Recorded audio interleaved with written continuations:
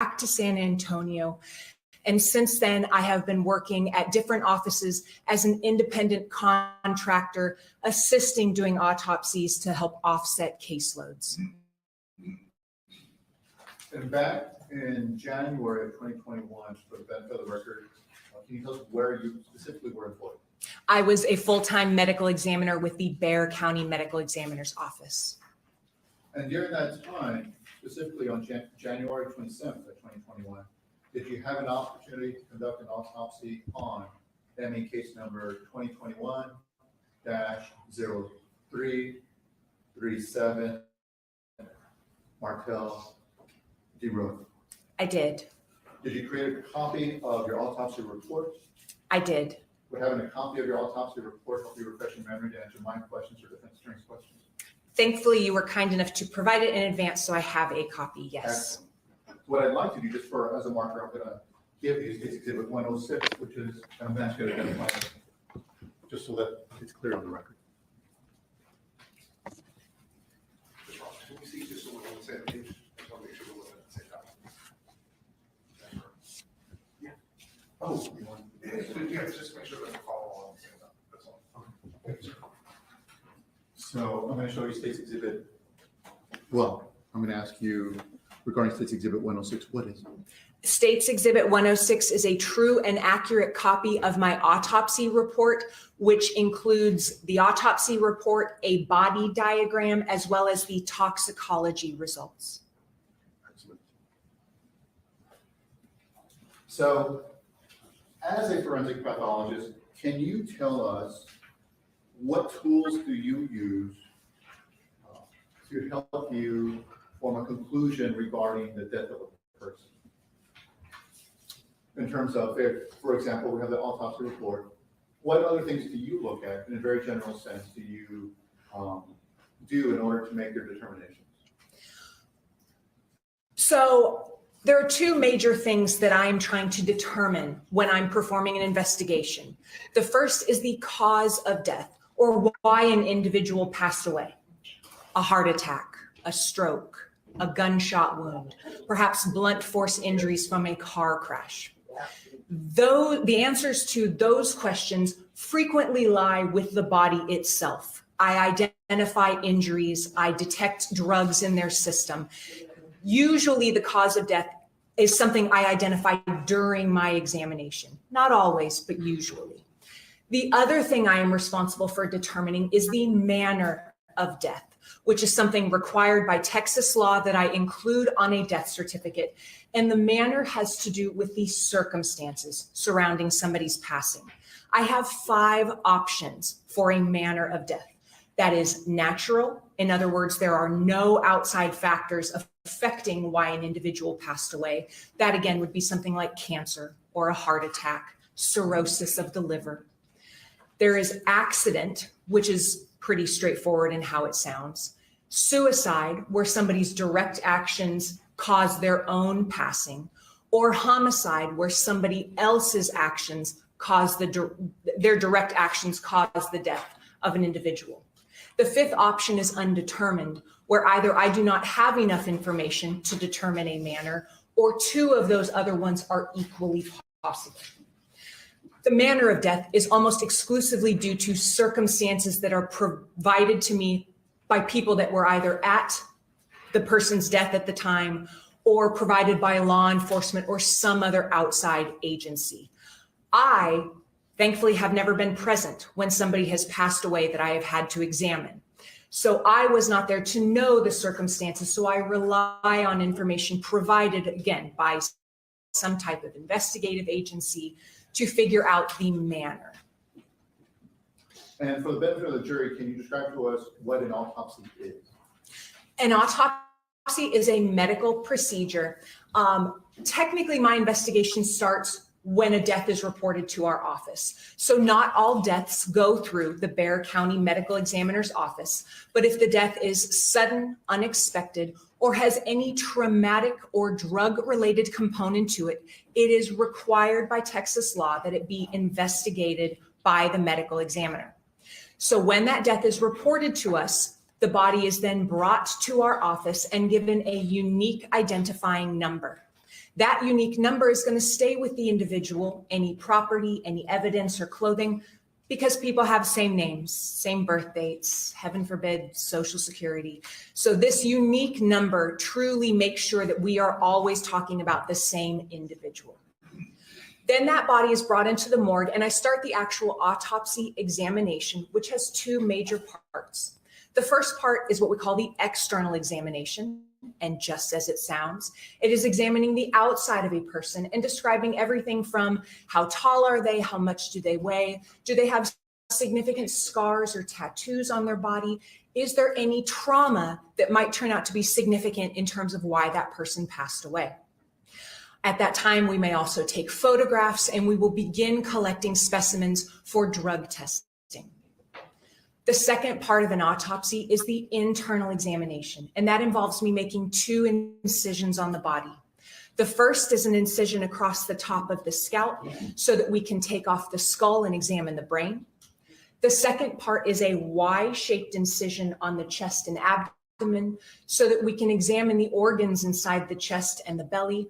All the while, I am looking for what we call natural disease, pre-existing conditions in that individual that, again, might have something to do with why they are deceased. But I am also looking for trauma, again, to try and figure out what happened to this individual, why are they here? After collecting all of that information, I create an autopsy report.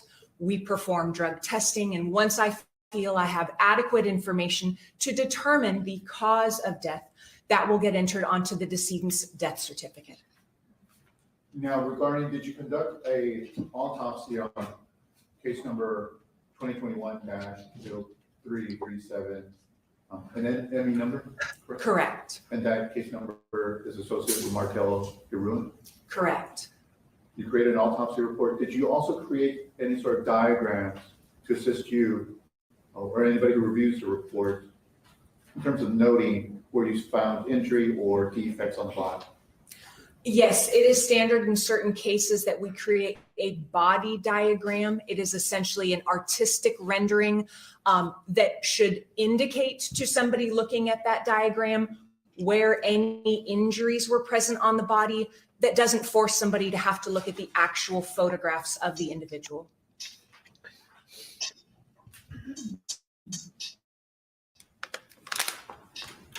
Are photographs taken of the body during the autopsy or at some point at the autopsy? Yes. And from time to time, do you recover foreign objects found within the body and collect those items? If they are present, we collect them, yes. And from time to time, are those foreign objects, could those foreign objects be the item that caused the death? Yes. When you conduct an autopsy, is there a photograph taken of the deceased with the medical examiner number on its identified with the person? Yes.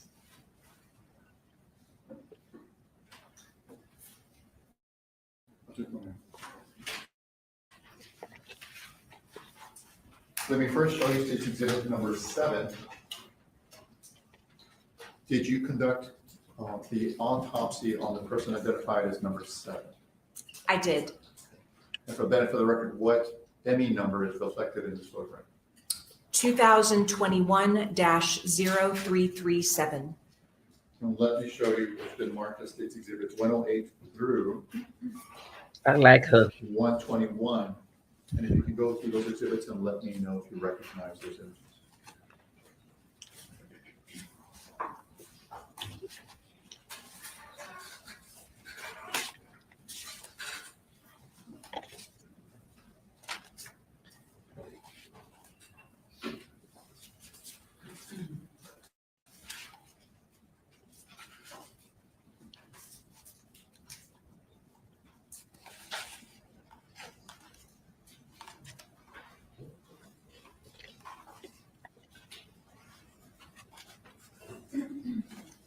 States Exhibits 108 through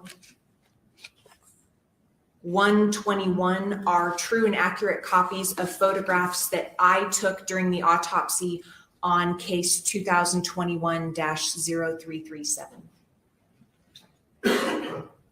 And for the record, State's Exhibit number 7 is also an accurate description. True, yes. So at this time, the state would like to offer into evidence State's Exhibit number 7. In addition to that, State's Exhibit 108 through 121, presuming that they're admitted and published, I'd like to warn the courtroom that we're about to potentially demonstrate or show a very graphic images. So if anybody wants to excuse themselves, now is the time to do it. She know what she did. Yeah, may we approach?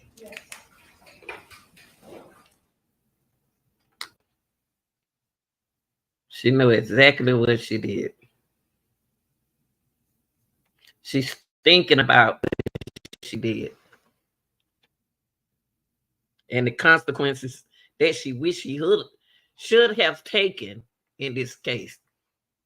It's on her mind. It's on her mind. It wasn't on her mind then, but it's on her mind now. Now, right now, y'all, they meeting with the judge. And look how she looking. A beautiful young lady. And they weren't even, he met her to be one of the dancers. She wasn't that big then, y'all. Like she is now.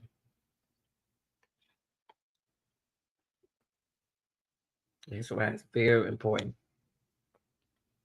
to make good decisions.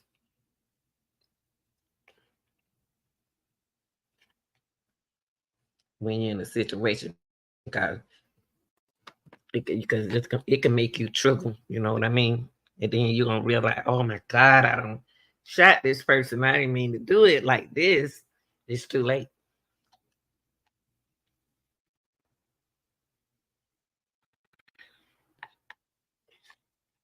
And she not even the wife. That man a whole married man, even though they separate.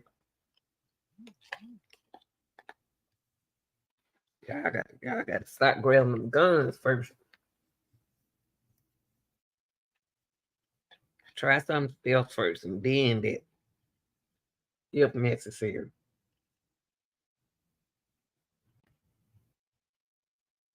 The word they talking about.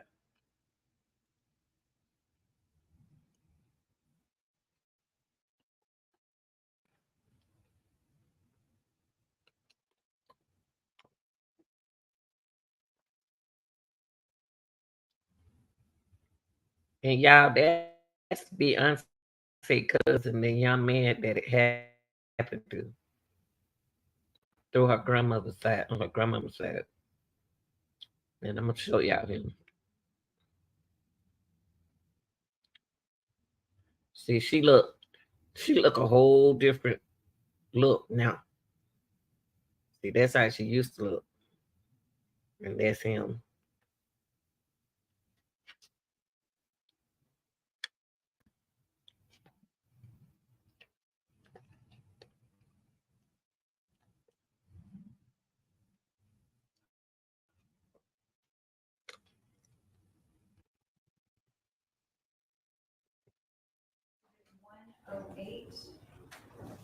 Through 117 is admitted, and States Exhibit 119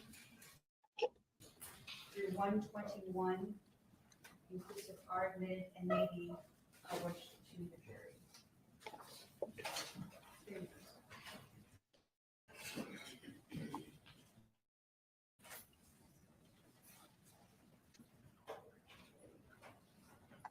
And I apologize, Judge, as you were speaking or reading out the numbers, I was talking to the family. Just so that we're clear at the moment, 118 has not been admitted, It's not at this time, sir. and the other ones have. They have.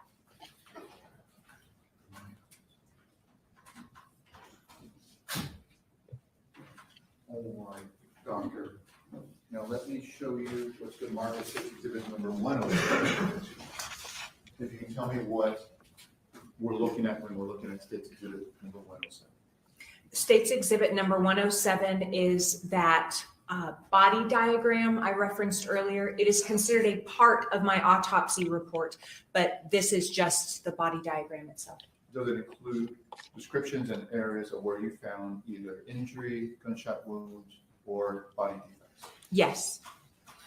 Would State's Exhibit 107, could it provide assistance to the jury in terms of viewing or understanding your findings in this case? I believe so. And State's Exhibit number 107 is demonstrative of where you found the injuries, correct? Correct. At this time, the state would like to offer to State's evidence to Exhibit 107. We have no objections to 107, Your Honor. State's Exhibit 107 is admitted and may be published. At least we can see.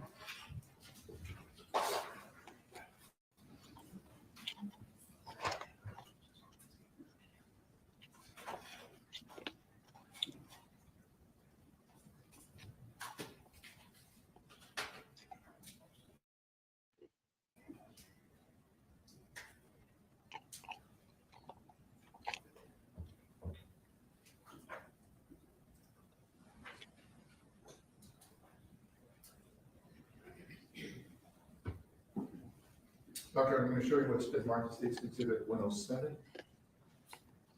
Can you tell us what we're looking at on the screen? So again, this is the body diagram that I created, where it is my artistic rendering in an attempt to summarize any injuries that were identified on the body. So if you can walk us through your examination, can you, regarding this particular case, regarding Martel, can you walk us through your first initial assessments and findings as you began the examination? So the external examination, like I said, is an overview of what an individual looks like. This individual is approximately 5'5" tall, weighs about 141 pounds, and appears on the thinner side, but is otherwise a well-developed adult male. He's dressed in an undershirt, underwear, pants, 2 pairs of socks, and a pair of shoes. He is also wearing a necklace, and there are brown paper bags that surround his hands, which I'll describe a little bit more here in a moment. Doctor, excuse me, Yes. if I can show those images of his hand. Sure.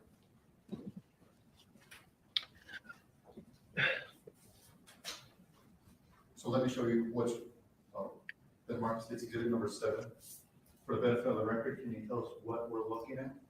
This is the identification photo that we mentioned earlier, where it is the decedent's face along with that unique identifying number.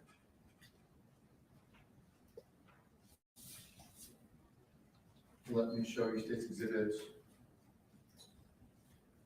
108.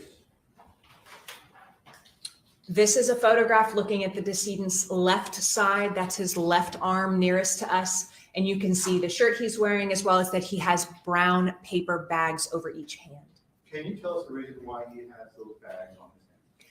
Anytime a body is related to a gunshot wound, whether that is self-inflicted or otherwise, or if there is concerns about the case potentially being a homicide, and we do not yet know the means by which it happened, brown paper bags will be placed over the decedent's hands in an attempt to preserve any microscopic evidence that might be present on the body. The body is going to be rolled and shifted and moved, and if there were to be something important on those hands, we don't want to lose it.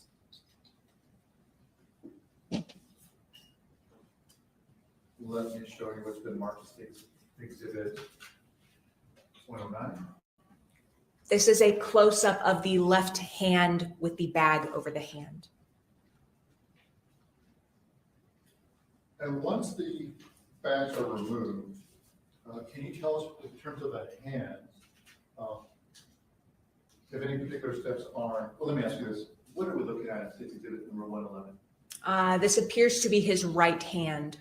And why would you or a medical examiner take photographs of an individual's hand? In a case like this, it is what I would call a pertinent negative.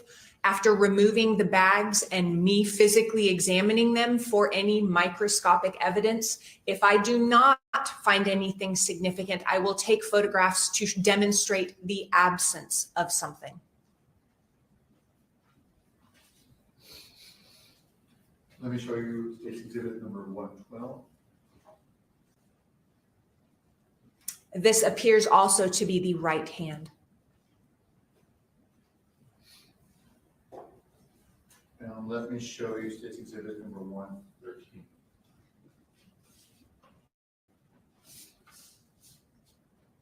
I described to you the external examination and how I'm examining the body. What happens between that and the internal examination is we remove anything that's on the person, whether that's jewelry, property, clothing, brown paper bags. We remove everything and if necessary, wash the body off so that we can then more carefully examine any injuries present. So these photographs are taken after the body has been undressed and cleaned. And again, we're looking at the left side. That's his left arm closest to us. Now, in your examination, can you describe to the jury what you saw as the most significant injury on this body? What I would consider the most significant injury is a gunshot wound to the right upper forehead. And did you take photographs of that injury? I did. Let me show you what's been marked into evidence. This is exhibit number 114.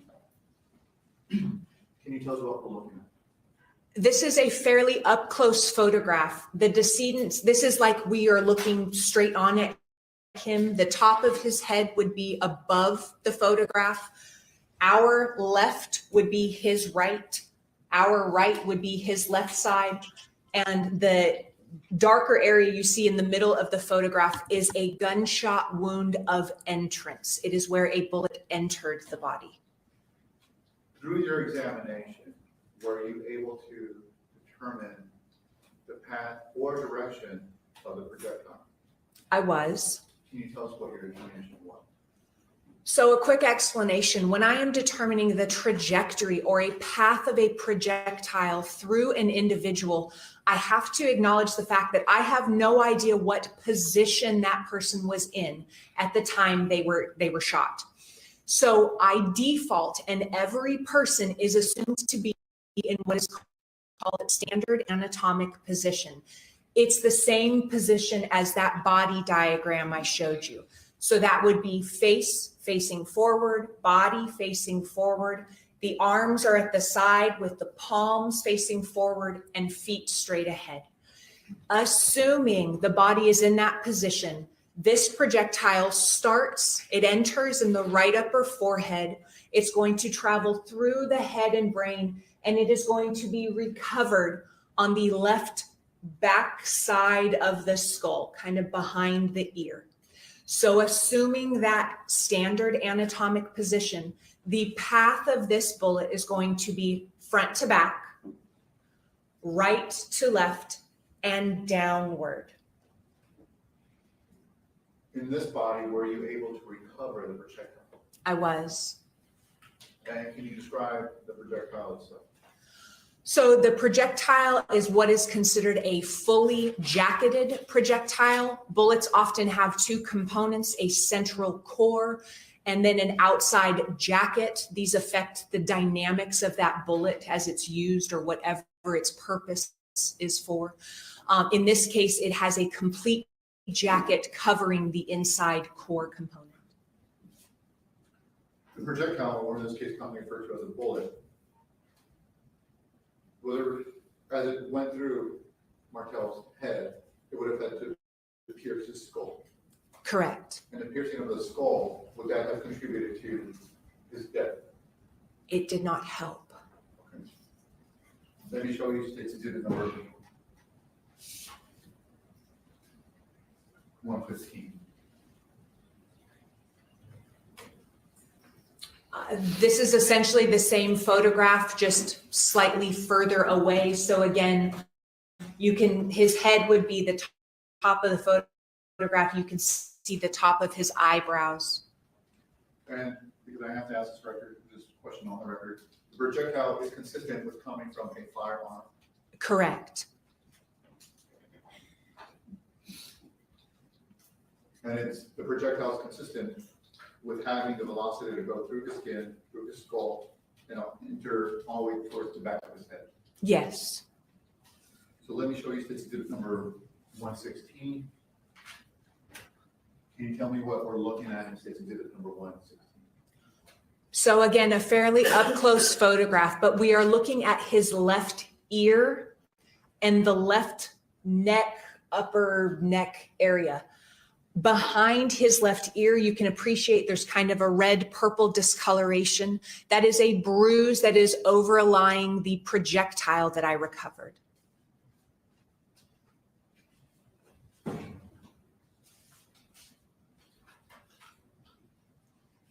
Let me show you State's Exhibit 119. If you can describe the difference between 119 and the previous exhibit. This photograph has a ruler in it. And can you describe to the jury how the rule will assist you or what additional information it provides? Absolutely none. However, our accrediting body requires that we have certain photographs have a ruler present. So it has a ruler.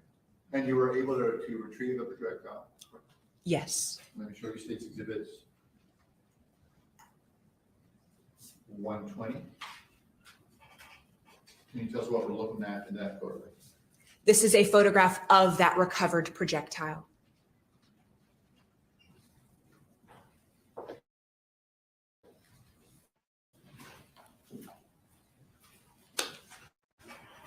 And you testified that the projectile would have to have gone through his skull, correct? Yes. Let me show you what's been marked as State's Exhibit number 118 that's not in evidence. State's Exhibit number 118, that the findings that I see, that you and I see in State's Exhibit number 118, determining the manner in which this individual was killed. It did not. It did not? Okay. Can you tell me why not? We know that the projectile entered from the right forehead area. We have seen the entrance wound. It has characteristics of an entrance wound.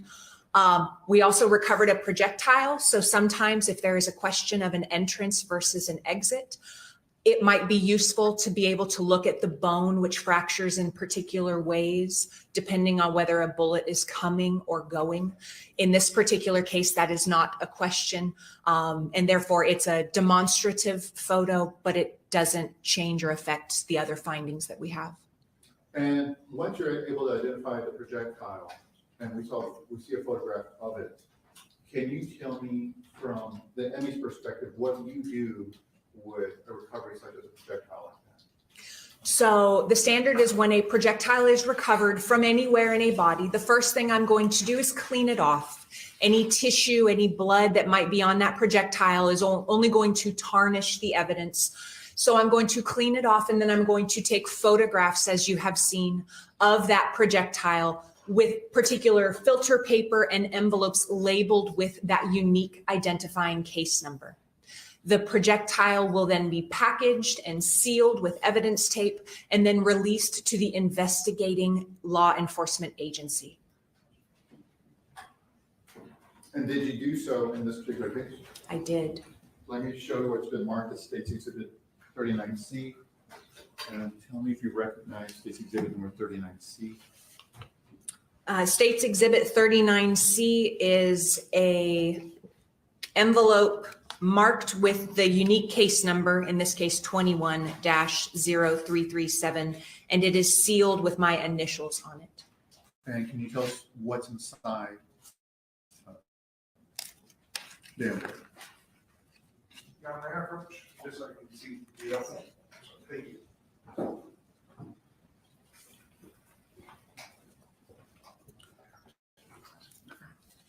The envelope has already been opened, and inside there is a single fully jacketed projectile. And is this a projectile that you recovered from Martell's body?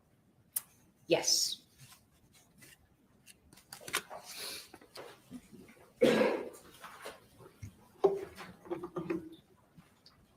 Get it, girl. Now, Doctor, what I'd like to do is go back to your diagram.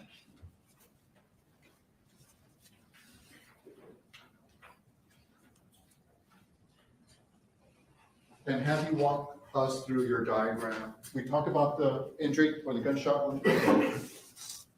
What I'd like to do is ask you to walk us through the other abrasions and see if you can provide any additional insight regarding those additional abrasions.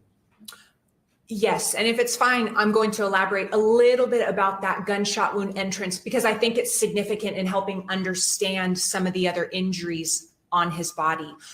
So besides determining why somebody passes away, or if it has to do with a gunshot wound, one of the things forensic pathologists are trained to do is determine what is called range of fire, which is how far away is the end of a muzzle at the time it is fired from the ultimate target. So in this case, a person.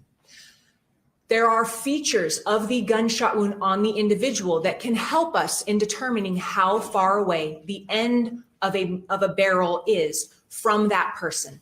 And we have 3 ranges that we can use to describe that distance. One is contact. And just like it sounds, that is when the end of the barrel is in contact with the skin surface. The second option is what we call intermediate range fire, where the end of that barrel is from anywhere from a ½ inch to about 3 to 5 feet away from the ultimate end target.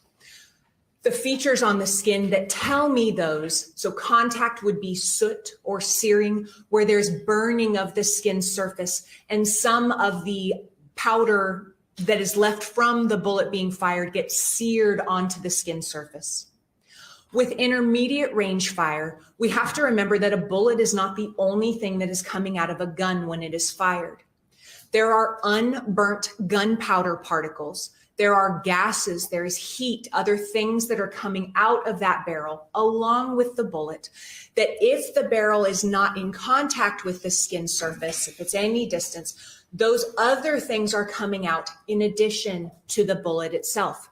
Those unburnt powder grains, those gases are hot and are traveling very, very quickly and can strike the skin surface, leaving a pattern of abrasions or scrapes to the skin surface, indicating to me that the barrel of that gun was within a few feet from the end target. The other option is distant range fire, which means all the same ballistics are happening. The gun is still firing. The gases and gunpowder particles are still coming out of the barrel. But the end of that barrel is so far away from the person that they don't have a chance to hit the individual. They fall off with gravity onto the ground, into the air, and they never make it to that person. So for us, distant range fire is anywhere beyond that 3 to 5 feet, right? So say 5, 6 feet and on. I cannot differentiate a gunshot wound that is fired 6 feet away from 60 feet away. They look exactly the same to me. The one caveat to me determining range of fire is something called an intermediate target.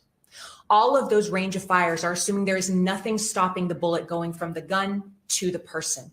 But if there is an intermediate target or something the bullet strikes prior to hitting the individual, all bets are off because all of those powder grains will hit the intermediate target. The projectile may change. It's no longer heading in a nice torpedo pathway. It might deviate or be slanted differently. So if there is something between the end of the barrel and the individual, we have to take into account that when determining range of fire, if we can determine range of fire. One of the things that can happen if a bullet passes through something else is some of that something else might hit the individual instead. In this particular scenario, the entrance wound on that right upper forehead has some abrasions or scrapes around it that are not regular and uniform like I would expect gunpowder particles to be, but are consistent with that bullet having traveled through something else prior to striking the decedent. The significance to that obviously is I can't tell you how far away the gun was at the time it was fired, but it also plays a role because he has additional scrapes on his neck areas, on both of his arms, and then there is also one down on the left lower leg.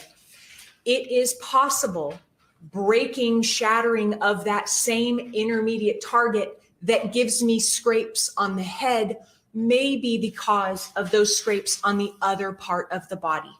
But I have no way to know that. They could be completely unrelated and due to something else he was doing within a day or so of his passing.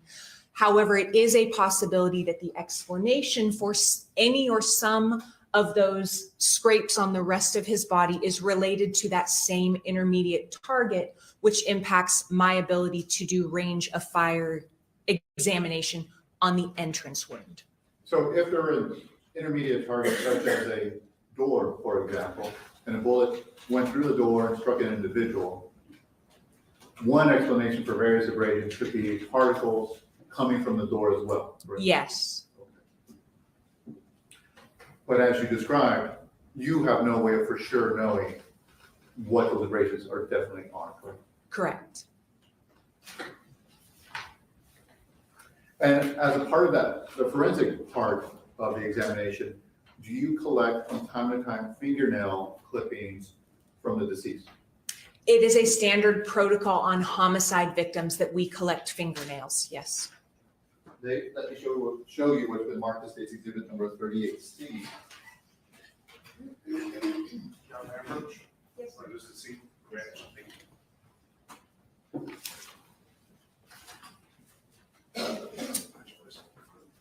And within State's Exhibit number 38C, I'm going to pull out a smaller package. Can you tell me if you recognize the item in the smaller package? The smaller package again has the case number and is labeled fingernail clippings. Does it have any additional markings that you recognize? It has also been sealed and my initials are on it. Did you package these nail clippings? I did, And did these nail clippings come from Martel? yes. And these nail clippings, as part of the protocol for the examination, where do they go? To the investigating law enforcement agency. And from a forensic standpoint, can you tell us why nail clippings are collected from the deceased? Is to determine if there is foreign DNA, somebody else's DNA under those fingernails. After you conducted the autopsy, reviewed the injuries and the gunshot wound, do you have an opinion as to the manner of death and the cause of death? Yes, on the case of Martel Ruin, case number 2021-0337, the cause of death is a gunshot wound of the head. The manner of death is homicide.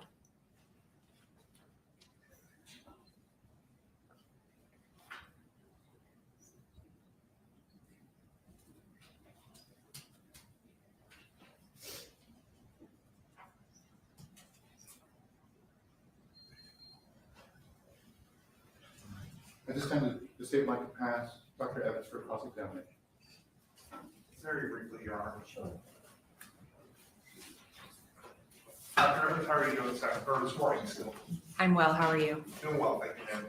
My name is Adam Lovett, defense attorney. I just have a few questions for you, okay? Yes, sir.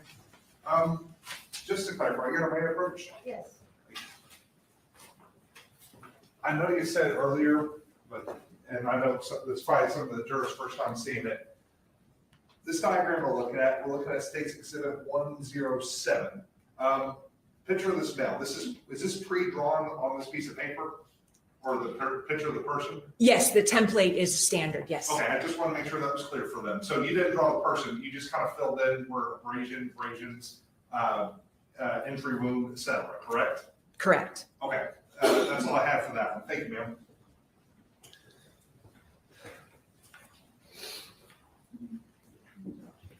Smart young lady.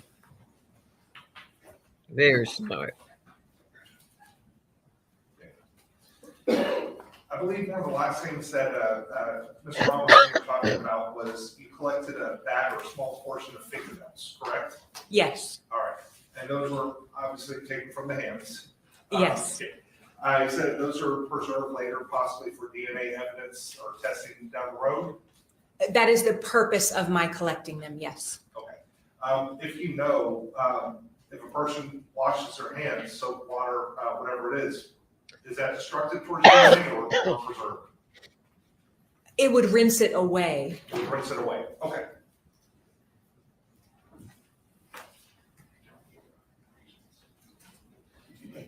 I have no further questions, ma'am. Thank you very much. Mr. Ramos? May she be excused? Yes, may she be excused? Yes, Your Honor, I don't participate in the recall. Dr. Evans, thank you very much. Okay, I'm gonna stop right here. That young lady, woo, she was so prestigious. She's good. I like her. She presented that.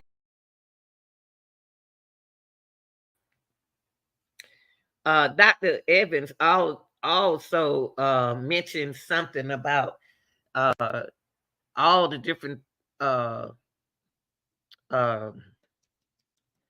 the different information inside of a bullet.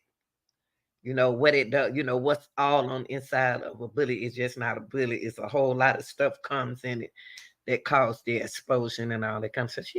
I like her, but y'all tell me what you think. You know, just speak your opinion about now that now she mentioned something about the distance in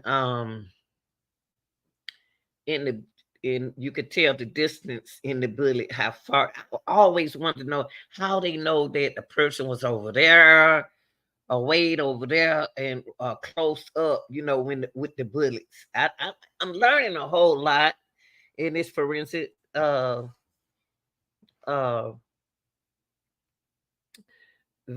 and stuff. Y'all tell me what you think. Like, share, and subscribe, and leave your reaction.